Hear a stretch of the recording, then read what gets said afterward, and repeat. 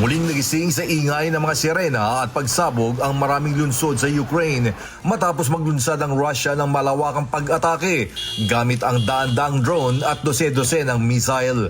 Ayon sa Ukrainian Air Force, nagpakawala ang Russia ng 656 na drone at 73 missile sa magdamag, kabilang mga ballistic, cruise at anti-ship missile. Sa kabila ng mga air defense system ng Ukraine, nakalusot ang ilang drone at missile na siya nagdulot ng malawakang pinsala sa iba't ibang rehiyon ng bansa. Pinakamatindi ang epekto ng pag-atake sa kabisera ng Kyiv at sa industrial city na Dnipro. Sa Kyiv, 6 ang naiulat na nasawi habang marami ang nasugatan matapos tamaan ang mga residential building, bahay at iba pang sibilyang infrastruktura ng mga pag-atake. Dahil sa tindi na pag-atake, mahigit 40,000 residente ang nagkanlong sa mga istasyon ng metro. Чергова масована атака на столицю. Дрони, ракети. В різних районах міста пошкоджені будинки, нежитлові приміщення. Екстрені служби працюють зараз на містах і ліквідують наслідки атаки. Sa Dnipro naman, 15 ang nasawi kabilang ang 2 bata matapos gumuho ang isang 4 na palapag na apartment building dahil sa pagtama ng missile. Marami rin ang nasugatan habang patuloy ang operasyon ng mga rescuer sa paghahalukay ng mga guho para maghanap ng mga posibleng nakaligtas. Tinamaan din ang isang maternity hospital sa Odessa kung saan may mga bagong silang nasanggol at mga buntis na nasaktan sa insidente.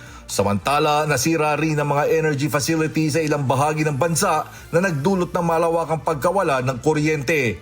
Ayon sa mga operator ng power grid, mahigit 100,000 residente sa Kyiv ang pansamantalang nawala ng supply ng kuryente habang nagkaroon din ng mga pagkaputol ng serbisyo sa iba pang rehiyon.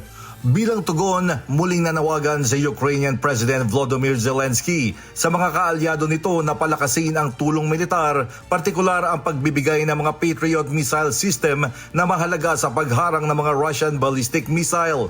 Ayon kay Zelensky, kailangan din ng Europa ng sarili nitong mas matatag na anti-ballistic defense upang matuldukan ang digmaan. Шановні українці, українки, важливо і цієї доби бути уважними до будь-якої загрози, до сигналів повітряної тривоги. Інформація від розвідок про можливість масованого удару залишається актуальною. Ми знаємо, що партнери говорили з росіянами щодо цього, віри в те, що хтось там в Москві одумається, немає. Обов'язково бережіть життя, реагуйте на небезпеку. Ngunit iginit naman ng Russia na ang mga pag-atake ay nakatuon lamang sa mga pasilidad ng militar at industriyang sumusuporta sa depensa ng Ukraine. Ayon sa Kremlin, bahagi ito ng mga systematic strikes na ipinangako nitong isasagawa matapos sisihin ang Kyiv sa mga nakaraang pag-atake sa mga lugar na hawak ng Russia. Habang nagpapalitan ng pag-atake ang magkabilang panig, nagsagawa rin ng mga drone strike ang Ukraine sa loob ng teritoryo ng Russia. Isa ang naiulat na nasawi sa Kursk region habang nasunog naman ang isang oil refinery sa Krasnodar matapos tamaan ng mga drone. Samantala, kinundinan ng iba't ibang bansa ang panibagong pag-atake ng Russia sa Ukraine at muling nanawagan sa parehong panig ng tigil putukan upang mahinto na ang pagdami ng bilang ng mga nasasawing sibilyan. James Bontuyan, humahataw sa balita ngayon.